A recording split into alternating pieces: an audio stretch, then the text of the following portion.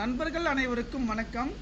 Typewriting exam மிக மிக ஒரு முக்கியமான தகவல் என்ன பார்த்தீங்கன்னா, கண்டிப்பாக நீங்கள் இதை செஞ்சீங்களா பாஸ் கிடையாதுங்க, ஃபஸ்ட் கிளாஸ் வரை எடுக்கலாங்க. ஓகேங்களா? நீங்கள் எதுக்கும் பயப்படாதீங்க.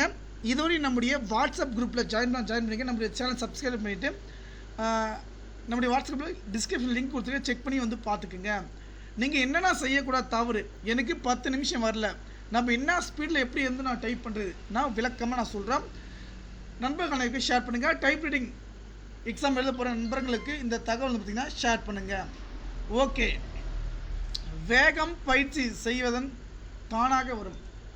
நம் முயற்சித்தால் வருவதல்ல, அப்படியே முயற்சித்தாலும் வராது, மாறாக எதிர் விளைவுத்தான் சந்திக்க நேரிடும். பதட்டம் கூடும், ஆனால் பிழைகள் கூடும், நேரம் கூடும்.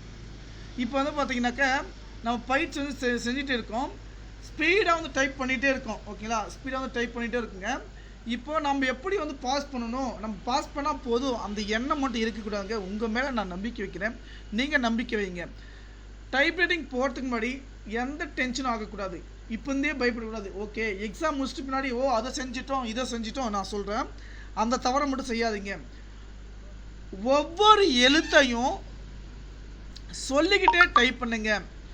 பேக், பிஏ, வாயில் சொல்லாதுங்க, மனசுக்குள்ள நினச்சிட்டு பிஏகே. ஓகேங்களா? Back, B A C K space S P A C space. கரெக்டாக நீங்கள் ஸ்லோவாக டைப் பண்ணுங்கள். பக்கத்தில் பெல் அடிச்சுட்டு அவங்க திருப்புவாங்க, பெல் அவங்கள அடிச்சுட்டு நீங்கள் வந்து பார்த்தீங்கன்னா திருப்புவீங்க. ஓகேங்களா? நம்ம பாஸ் பண்ண என்னன்னு மட்டும் வைக்காதீங்க. ஓகேங்களா? நம்ம டிஸ்டிங்ஷன் எடுக்கணும், அப்போ தான் ஃபஸ்ட் கிளாஸ் வருங்க. ஓகே, நான் பாஸ் பண்ணால் மட்டும் போதும்னு எதுவுமே நினைக்காதீங்க. இங்கே பாருங்கள், பிழைகள் பயிற்சி செய்ய செய்ய தானாக குறைந்துவிடும். சொந்த முயற்சியில் பிழைகள் பிழைகள் குறையாது. நம்முடைய ஸ்பீடு, ஓகேங்களா, நம்ம எடுத்த உடனே ஸ்பீடாகவும் டைப் பண்ணக்கூடாது. ஓகேங்களா? பொறுமையாக நீங்கள் டைப் பண்ண தான் நமக்கு வந்து பார்த்திங்கனாக்கா அந்த பிழைகள் வந்து பார்த்திங்கன்னா குறையும் தவிர வேறு எதுவுமே கிடையாதுங்க. வேகம் இடையூறு இருப்பவை, இங்கே பாருங்கள், அடிக்கடி வந்து பார்த்திங்கன்னா பொரிய பார்க்கக்கூடாது. ஓகேங்களா? நமக்கு இந்த சைடில் வந்து பார்த்திங்கன்னா நம்ம கொஸ்டின் பேப்பர் வச்சுருப்போம், நம்மளுக்கு மிஷின் வந்து இந்த இடத்துல இருக்கும். ஓகேங்களா? நான் வந்துட்டுனா நம்ம கொஸ்டின் பேப்பர் இங்கே ஒரு எழுத்து இருக்குது, இங்கே பார்த்து அடிச்சுன்னா திரும்ப அதையே எடுத்துன்னா திரும்ப அதே அடிக்கக்கூடாது. அதனால் நீங்கள் மிஷினை பார்க்கக்கூடாது. ஓகேங்களா? நம்ம கரெக்டாக தான் டைப் பண்ணுறோம். அப்புறம் பேக் ஸ்பேஸ் வந்து யூஸ் பண்ணுவாங்க, இந்த பேக் ஸ்பேஸ் வந்து அடிக்கடி யூஸ் பண்ணக்கூடாது. கரெக்டாக புரியணும். டபுள் சைடு வந்து டைப் பண்ணலாம். ஓகேங்களா? மார்ஜின் கரெக்டாக இருக்கா, மார்ஜின் வந்து கரெக்டாக செட் பண்ணிக்கோங்க. கொஸ்டின் பேப்பர் இங்கே தகவல் எல்லாமே கரெக்டாக நீங்கள் வச்சு டைப் பண்ணுங்கள், வேறு எதுவுமே கிடையாதுங்க. அடுத்து பாருங்கள், மார்ஜின் ரெகுலர் வச்சு டைப் பண்ணுங்க. பிழைகள் குறைக்க வேகத்தை தட்டை செய்யும்போது வேகத்தட்டை செய்ய வேண்டும் என்ற எண்ணமே வரக்கூடாது.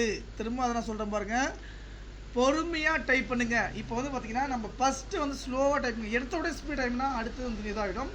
அதனால் நீங்கள் பொறுமையாக வந்து பார்த்திங்கன்னா டைப் பண்ண ஸ்டார்ட் பண்ணிங்களாங்களே போதுங்க. பொறுமையாக டைப் பண்ண நம்ம பொறுமையாக டைப் பண்ண டைமே வந்து நமக்கு டைமிங் வந்துடுங்க. நீங்கள் எதுக்குமே கவலைப்படாதீங்க.